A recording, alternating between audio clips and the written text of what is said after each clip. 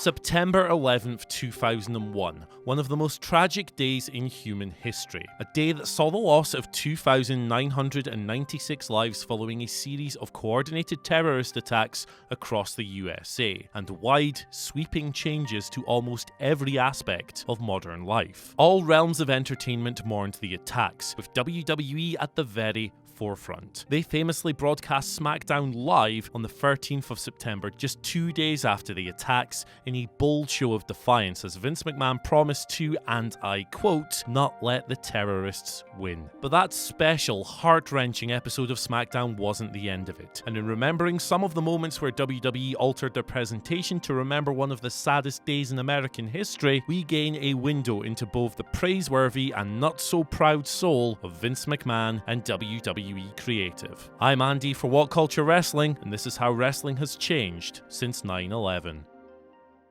Number 7. The Un-Americans. A stable featuring Lance Storm, William Regal, Christian, and Test, the Un-Americans formed just 9 months after 9/11, accomplishing such feats as defeating Edge and Hulk Hogan for the WWE Tag Team titles. Now, obviously these guys were put together to draw the cheapest heat imaginable. WWE were trying to take advantage of 9/11's memory by having these guys parade the American flag upside down and even try to light it on fire. And in fairness, the group did draw a lot of heat. Now, whether or not that was in good taste is debatable. Hint, it wasn't, and the group ended up splitting after a series of losses. Number 6. La Resistance. La Resistance came along 6 months after the Un-Americans, with Sylvain Grenier and René Dupree paired together as French-speaking foreign heels who believed that America was failing the post-9/11 war on terror. They were successful in the ring, becoming World Tag Team Champions, and eventually Rob Conway was added as an ostracized US serviceman. But the performers were so green that the unit just couldn't last forever. And though they split and reformed a number of times, the French flag-carrying, national anthem-singing group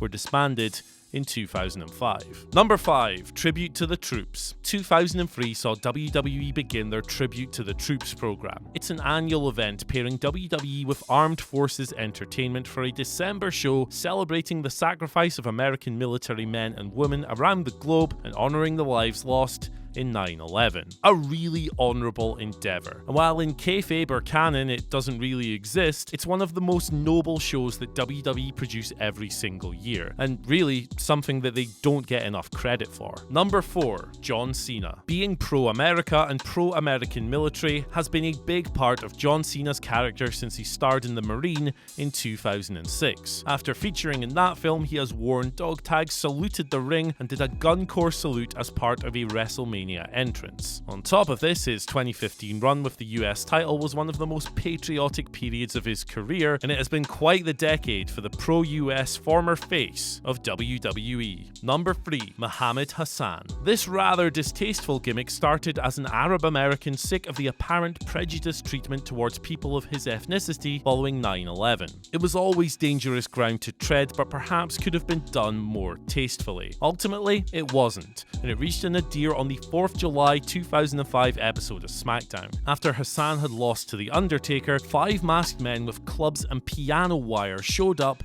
to help Hassan beat the Phenom down. 3 days later, terrorist bombings killed 56 people in London, prompting mass criticism of WWE's portrayal of Hassan from multiple media outlets, and this caused his removal from television by August. Number 2. Mr. America. Hulk Hogan re-debuted under a red, white, and blue mask after losing a match to Vince McMahon at WrestleMania 19, which had the stipulation that if Hogan lost, he'd need to retire. A bizarre little run followed, with Mr. America wrestling Roddy Piper, arm wrestling Vince, and eventually Hogan quitting for real. He cited Mr. America as one of the reasons, and although Vince tried to unmask and fire him on TV in July 2003, the Hulkster had already resigned. Number 1. Kurt Angle, World Champion. Unforgiven 2001 was WWE's first pay-per-view after 9/11. Believing the time was right to trumpet pro-US fervor into an incredible TV moment, Kurt Angle was hotshotted into the main event, facing off against a heel Steve Austin, the WWE champion. Add in that the event took place in Pittsburgh, Kurt's hometown, and the stage was set for something special. The Olympic hero, the American hero,